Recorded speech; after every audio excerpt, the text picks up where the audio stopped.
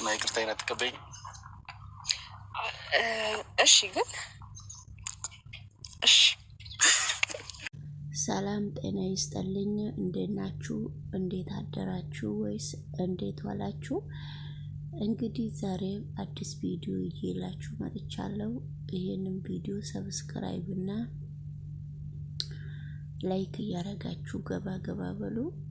ቻናሌ እየተመታ ሆኗልና እንግዲህ ሄርሜላና ሄርሚ ነው የሚላት አብርሽ። ሄርሜላና አብርሽ እንዳማረባቸው እየቀጠሉ ነውና በጣም በሚገርም ሁኔታ ሩታ አንድ ልበላትና ሩታ እንዳማረባት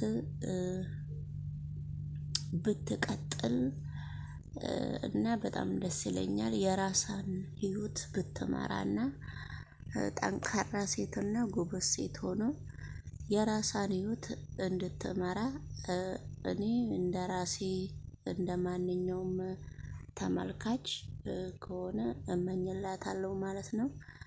አብርሽ ደግሞ ሄርሜላን ነው እንጂ ሩታን በአሁኑ ሰዓት አንድ ልጅ እሷ ጋር ስላለው ነው እንጂ ሩታን ዞር ብሎም እንደማያትና ሩታን እንደ ሰው እንደማያት በጣም በ100% እርግጠኛ ነኝ ማለት ነው። እንግዲህ ሄርሜላን ሩታ ሊያስቀናት እንደዚህ ቢያረግ ኖሮ እንግዲህ ትንሽ ሰንበትበት ብሏልና ይሄ ነገር እስካሁን ድረስ ፕራንክና ድራማ እየሰሩ ነው ብለን ሁላችንም በእነሱ ቪዲዮ መስራት ህዝቡ ቢያቆም እየተመለከነ ነው ማለት ነው። ነገር ግን በአሁኑ ሰዓት አብርሽ ያለ ሄርሜላ ምንም አይንና ጆሮ ስለሌለው በጣም ሁለመናው እየታወረ እየመጣ ስለሆነ በቃ ሲሄድም ሲናገርም ሲያወራም አሁን ስለ ሄርሜላ ብቻ ነው እንጂ ስለሌላ ሰው ምንም ነገር አብርሽ ማውራት አይፈልግም። እንደ ወንድነቱ እንግዲህ በአሁኑ ሰዓት ታላቅ ወንድሙም አይቶ ነው የተወው። እንግዲህ ታላቅ እህቱም ብዙዬም አይታ ሰው ብዙ ነገር ቢላትም አይታ ነው ማለት ነው። ወደ ገደለው ቪዲዮ ደግሞ በሚቀጥለው ስንሄድ ኤፍሬም ደግሞ ሄርሜላንም ይቅርታ ዛሬ ሊጠይቅ መጥቷል፣ ጠይቋል። እንግዲህ በጣም በሚገርምና በጣም ያሳዘነኝም በጣም ልታዘብም የቻልኩበት ቪዲዮ ነው ይሄ ቪዲዮ። ሄርሜላ አብርሽና ሄርሜላ ግጥም አርግተው ተስማምተዋል። ኤፍሬምና ሩታም ተስማምተዋል። ይሄ ነገር ከየት ወዴት እንዴት ነው ማለት ነው? ስለዚህ ምን እየተካሄደ ነው ጋይስ? በጣም ነው የገረመኝና አብርሽንና ኤፍሬምን ከትላንት ወዲያ አስታረቀች ልበል። አሁን ደግሞ ሄርሜላንና ኤፍሬምን ታረቁ ብላ መጣች።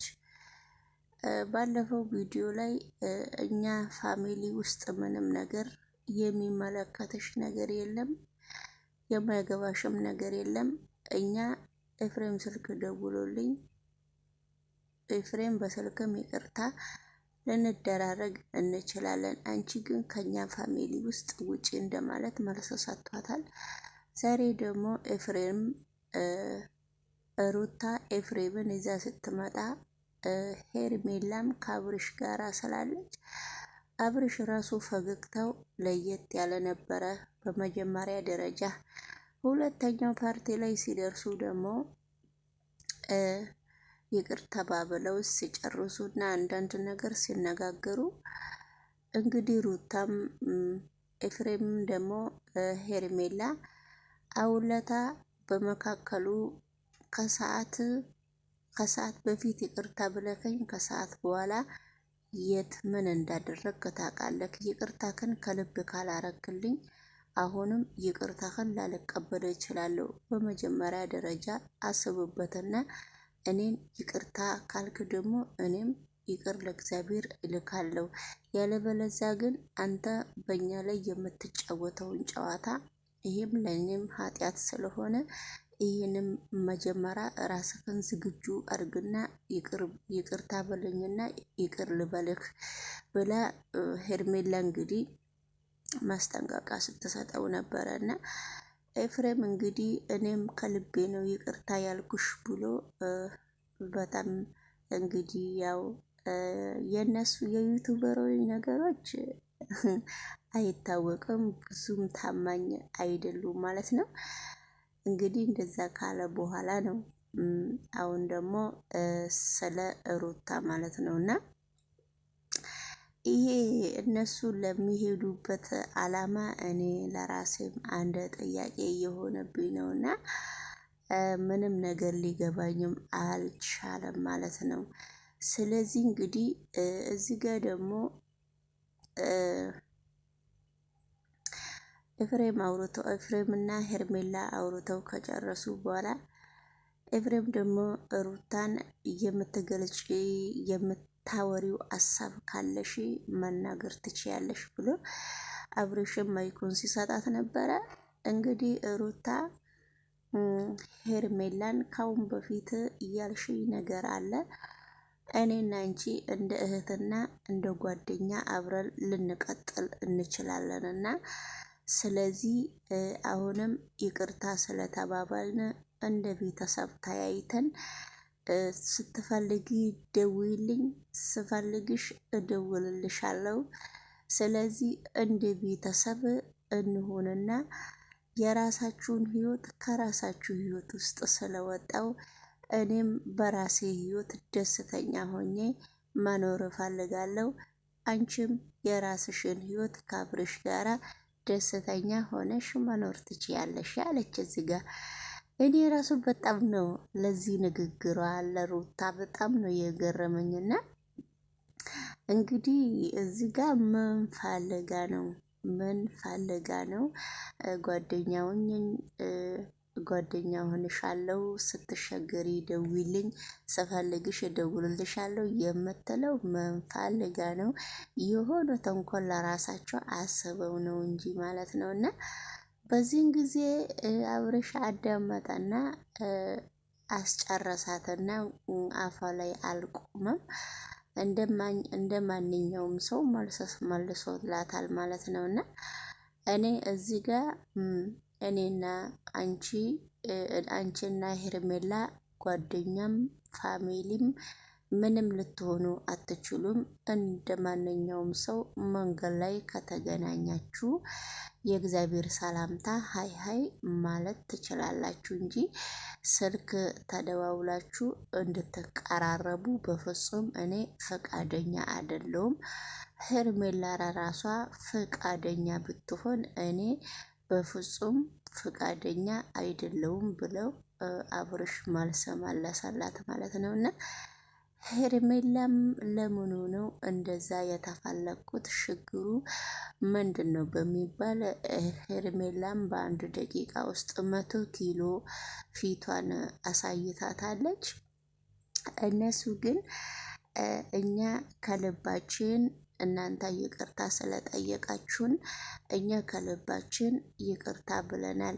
ነገር ግን ከእናንተ በኋላ ያለውን ተንኮል ይህን ተንኮል ምን እንደሆነ እኛ ግን ከልባችን ይቅርታ ስላልን የፈለገው ነገር ቢመጣ እንቀበላለን በሚባል አብርሽና ሄርሚ መልሰዋል ማለት ነው። እንግዲህ እዚህ ጋር እንደ ማንኛውም ሰው እንደ አንድ ተመልካች እኔም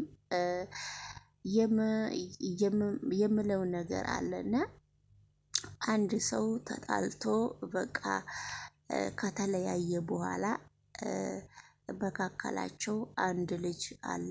ያ ልጅ እንግዲህ እየተመላለሰ መጠየቅ ይችላል። በሰውም በፋሚሊም በወንድምም ልጁ እንዲታይ ማድረግ ይችላልና አብርሽ የራሱን ህይወት ፏ ብሎ እንግዲህ ሩታም ወጣት ነች። እውነቱን ለመናገር ለዚህ ደረጃ የሚያበቃት ነገር ምንም ነገር የለም። ሰይጣን ገብቶባቸው ነው እንጂ ሄርሜላም እንደዛው በዛ ደረጃ ትንሽ በሰል ብትልም ደህና ልጅ ነች ማለት ነውና ምን ህይወታቸውን በጥብጣ አብርሽን ተከታትላ እሷ ገና እርጉዝ እንደሆነች በጣም ድራማ ሰርታ ነው አብርሽን ወደ ራሷ እያስገባቸው ሄርሜላ ማለት ነውና ውድ ተመልካች። ነገር ግን እንደዛ ቢሆንም አሁን ጓደኛ ለመሆን ለምን ፈለገች ነው? እየተገናኘንም ቢሆን ጥሩ ነገር ብንፈጥር ደስ ይለኛል። አንተም ያው ልጅህን ለማየት እየመጣክ ነው እና ያ ነገር አሪፍ ነው። አንተም በዚሁ እንድትቀጥል